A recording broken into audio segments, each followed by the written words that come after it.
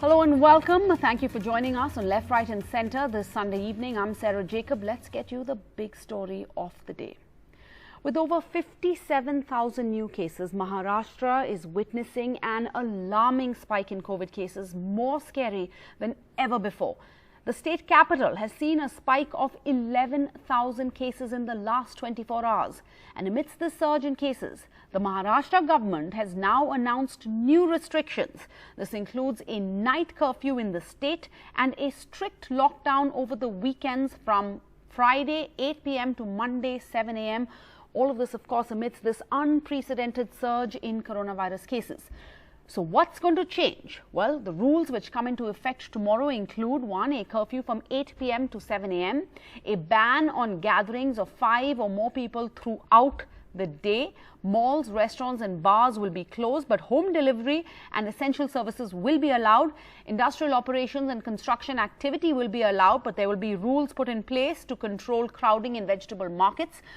Film shoots will be allowed without crowds, but theatres will be closed. Everything except essential services to be closed on weekends.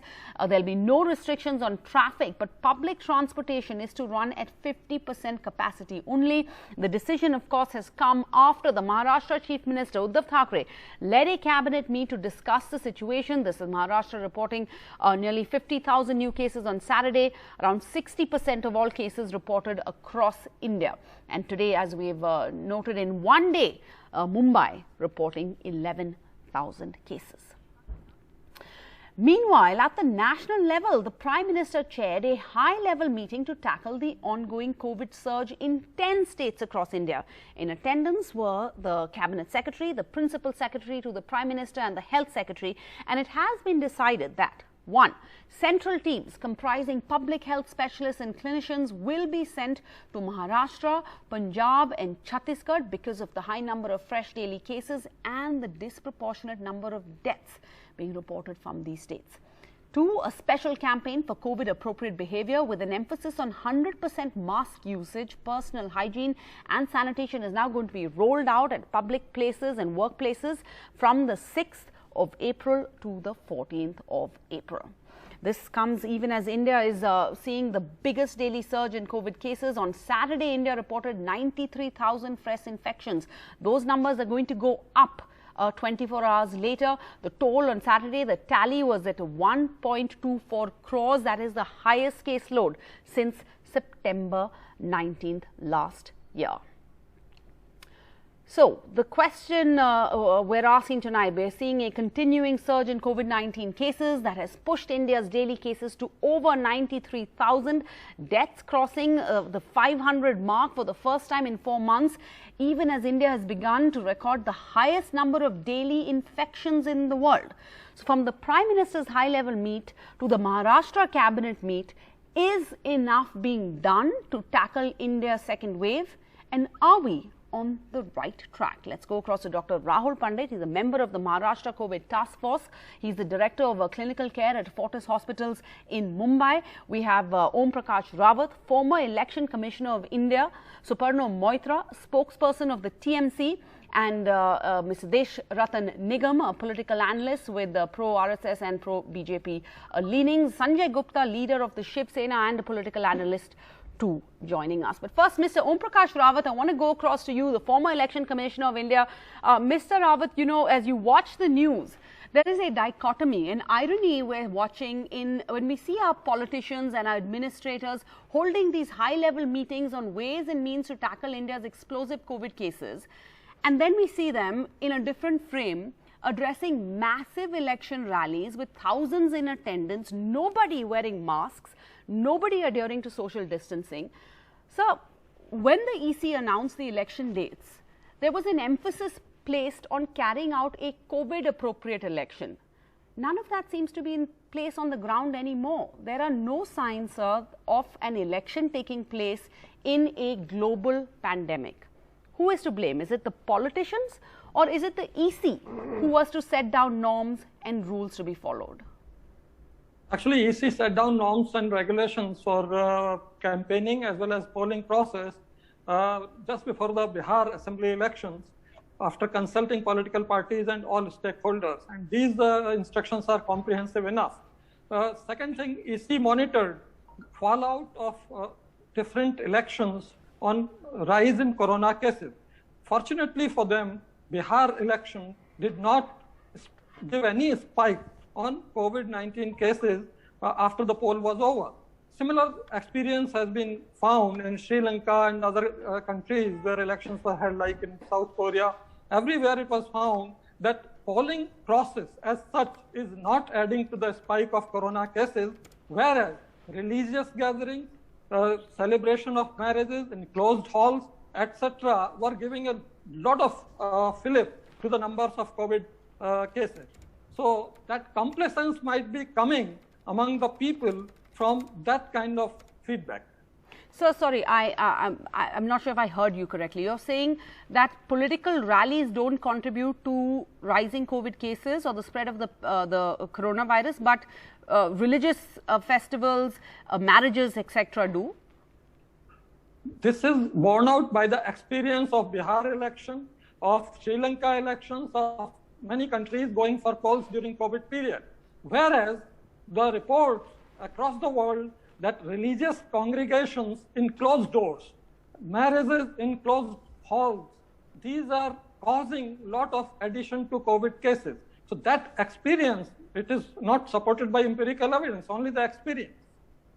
All right, I'll go across to our doctor on the panel and ask them that, but I want to just push you further. You said that these rules, these norms were put down in place by the EC and they were very comprehensive. I remember that when the Bihar elections were announced, the EC put out these steps reportedly to ensure a safe election amidst COVID-19, right? They said that this election should not result in an uncontrolled spread of the virus, restrictions on candidates, restrictions on campaigning. But so we don't see that. All caution has been thrown to the winds. Was the EC naive when we make this rule, these rules? Would you say, because the rules were, I think it said only 2 people, including the candidate, 2 vehicles allowed on nomination day, road shows allowed, but only with 5 vehicles.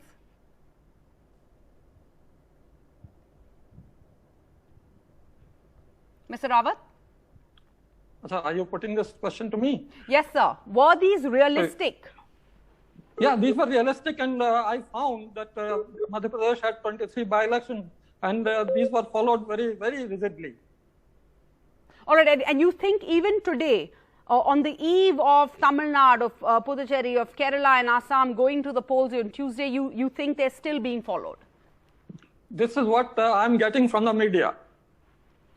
All right, it all boils down to the media. But Mr. Deshratan Nigam, the Prime Minister chairs a high-level meeting, after which the officials, the government officials say states must enforce the use of masks. Yet, you have the Health Minister of Assam. Hello. This is the BJP star campaigner, senior BJP leader, refusing to wear a mask himself, not just refusing to wear a mask himself.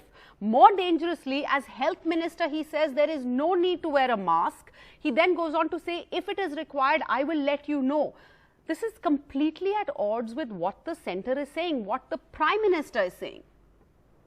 Yes, Sarah. In fact, there can be no excuse for such kind of a behavior, and it should be condemned at the highest level. On one hand, Prime Minister is taking it so seriously, and he's having regular meetings with the Chief Ministers, and to convey the seriousness of the message that you have to have a COVID appropriate behavior, and these are mandatory guidelines.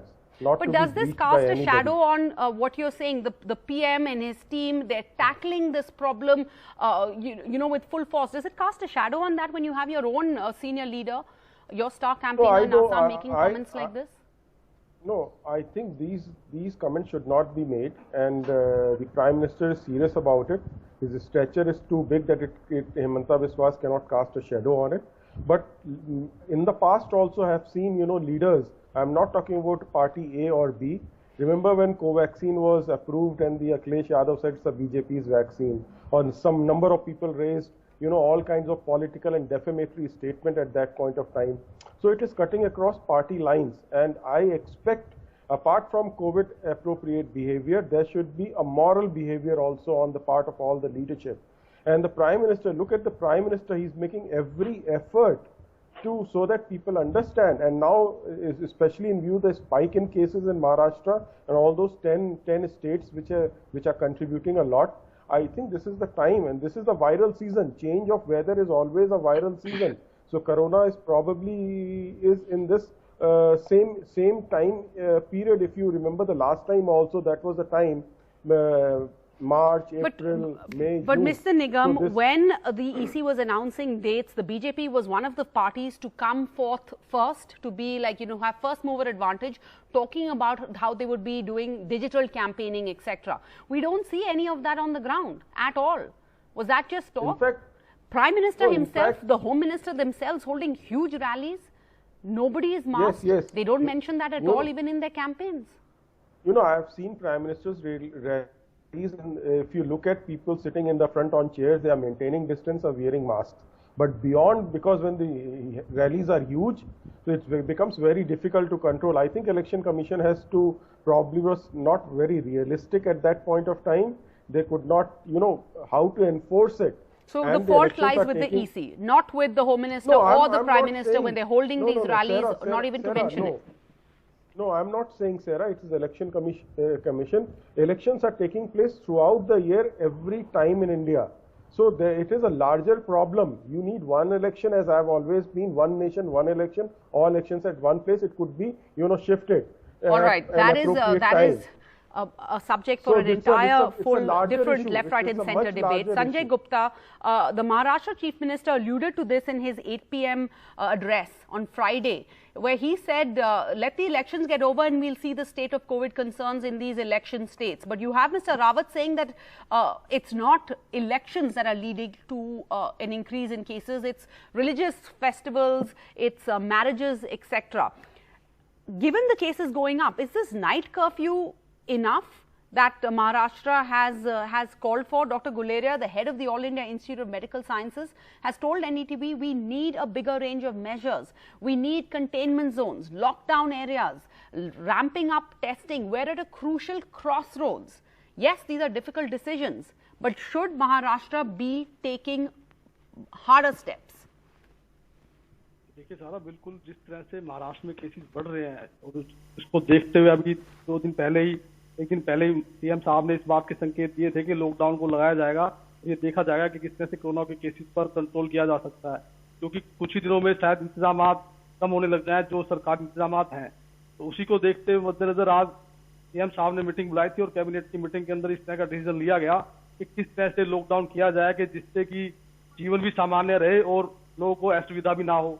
अगर हम बात करें इतिहास की पिछले साल की, तो जिस तरह से पिछले साल कोरोना हमारे देश में महाराष्ट्र में आया, तो केंद्र सरकार से पहले ही महाराष्ट्र सरकार ने, सीएम साहब ने 18 तारीख को लॉकडाउन किया था मॉल्स में, रेस्टोरेंट्स में, पीवीआर्स में, कि जिससे जीवन सामान्य भी रहा और लोगों को चेताया भी और लॉकडाउन भी किया। ठीक इसी तरह का डिसीजन इस बार भी महाराष्ट्र सरकार ने, उद्धव साहब ने लिया है कि जिससे लॉकडाउन भी रहे, कोरोना केसेस पे कंट्रोल भी किया जाए और जीवन भी सामान्य रहे। मुझे लगता है केंद्र सरकार को पिछले साल, अगर आज हम समीक्षा करते हैं तो पता चलता है कि पिछले साल जिस तरह से केंद्र सरकार ने अचानक से जो लॉकडाउन किया था वो सही नहीं था, क्योंकि उससे जीवन एकदम से अस्त व्यस्त हो गया था।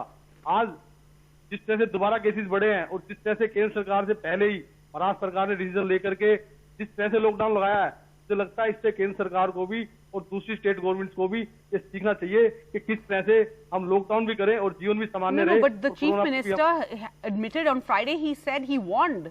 He said he may have to enforce a lockdown. Yes, देखिए अब लॉकडाउन तो करने की जरूरत है ही। अब लॉकडाउन को अभी जिस तरह से किया गया है, ये इसीलिए किया गया है ताकि लोगों को इस बात की थोड़ी सी समझ रहे कि जिस तरह से सोशल डिस्टेंसिंग को आज बहुत से लोग मेंटेन नहीं करते, मास्क को जिस तरह से मेंटेन नहीं करते और जिस तरह से नॉर्म्स को मेंटेन नहीं करते, तो बहुत से लोगों को शायद ये लगता था कि शायद सरकार अब इसमें नॉर्मल है। लेकिन अब सीएम साहब ने क्लियर तौर पर इस तरह से लॉकडाउन लगा करके संकेत दिया है कि नहीं, ऐसा नहीं है। कोरोना के केसेस जिस तरह से बढ़ रहे हैं और महाराष्ट्र में जिस तरह से बढ़ रहे हैं, उसमें संपूर्ण लॉकडाउन भी लगाया जा सकता है। इसीलिए आंशिक लॉकडाउन लगाया गया ताकि लोगों को इस चीज की समझ रहे कि हमें किस तरह से कोरोना पर कंट्रोल करना है। All right, Suparna Moitra, spokesperson of the TMC, now joins us. Suparna, I don't know if you heard Mr. Rawat, the EC, there seems to be a belief that election rallies don't spread the coronavirus. It's religious festivals, it is weddings, and The TMC, though, has had to replace a candidate after he contracted COVID. There seems to be no mention of coronavirus cases. That's lost in the din in this high-octane slurs that you hear being exchanged and traded between the TMC and the BJP in Bengal. Ms. Jacob, before I get into the subject, the most important thing, I, on my personal behalf and on behalf of the party, express our deepest and heartfelt condolences for the families of those who have got martyred in the brutal attack on them in Chhattisgarh. So our heart goes out for them, and we also feel that it would have been the priority of the Home Minister to have concentrated more on handling important issues rather than showering the blacktop with petals. Now, having said that, it's very, very ironical. The Prime Minister Are you of referring the to the country Kumbh? Today, I beg your pardon? Are you referring to the Kumbh Mela? No, I'm referring to the 22, the death of No. When you said 22 showering of today petals, in sir. Chhattisgarh. No, the showering of petals. Showering of petals, yeah. The Home Minister is campaigning in Bengal and showering the petals on blacktop on the roads. Okay. So I'm saying sorry, carry on, sir. Priorities of the Home Minister, misplaced priorities of the Home Minister. One.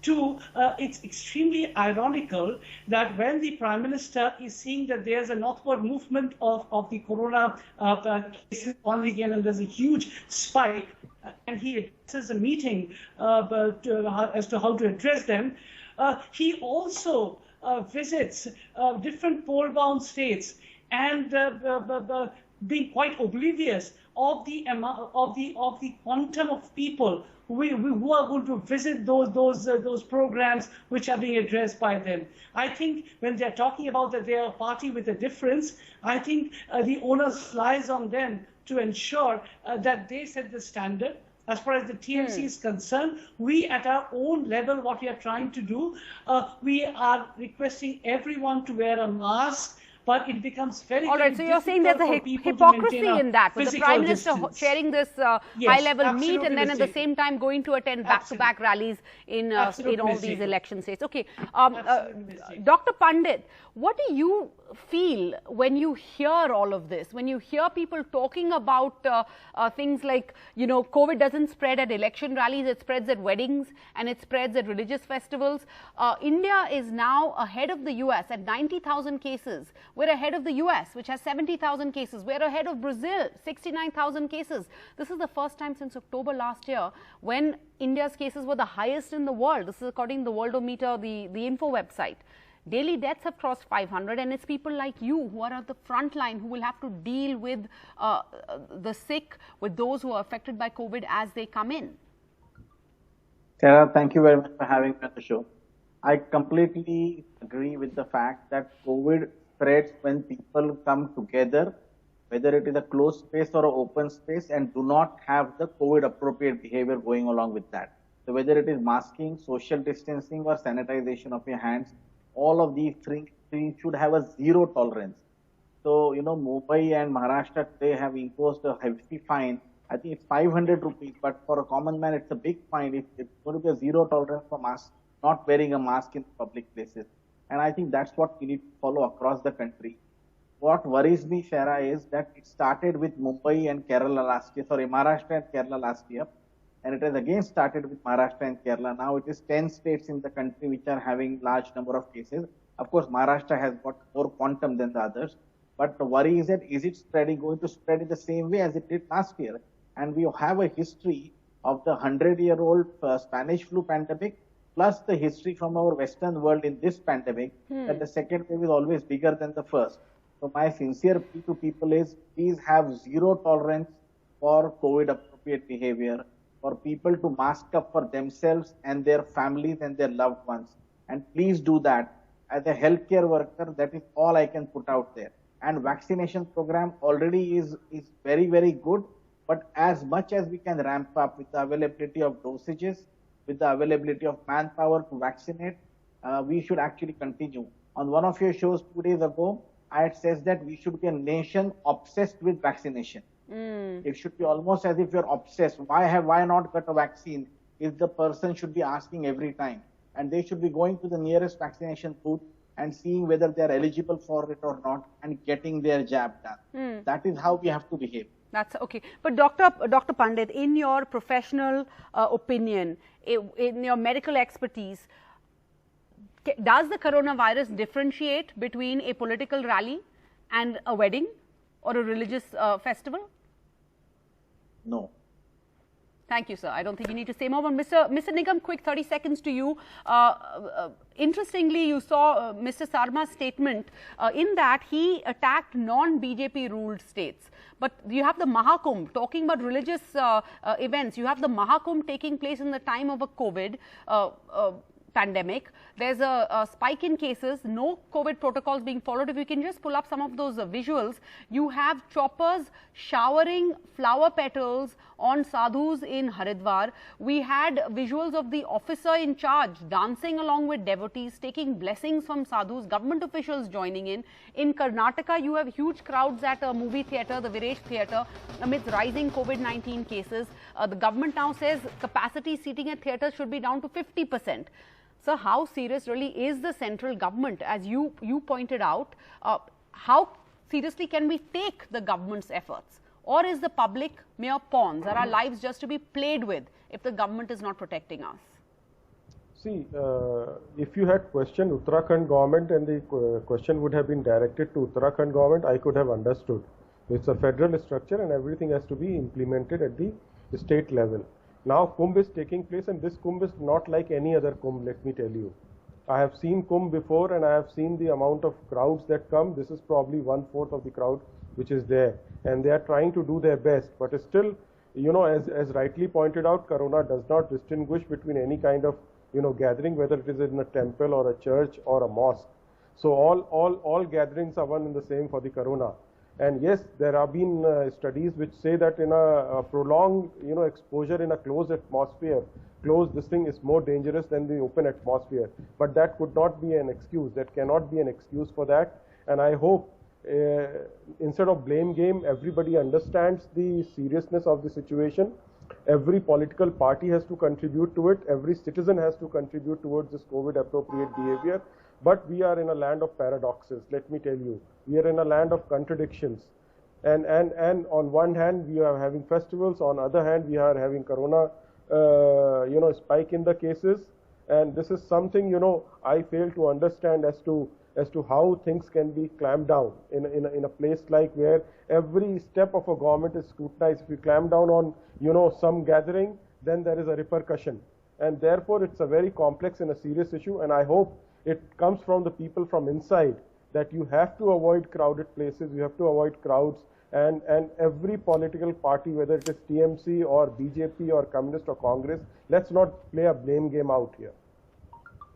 All right, we are a land of contradictions, and it is our job to call out the government if they are not protecting us. Thank you all for joining us on this debate tonight, and we hope you will speak candidly on this matter. That's it on Left, Right and Centre. Stay tuned for We the People coming up after a short break.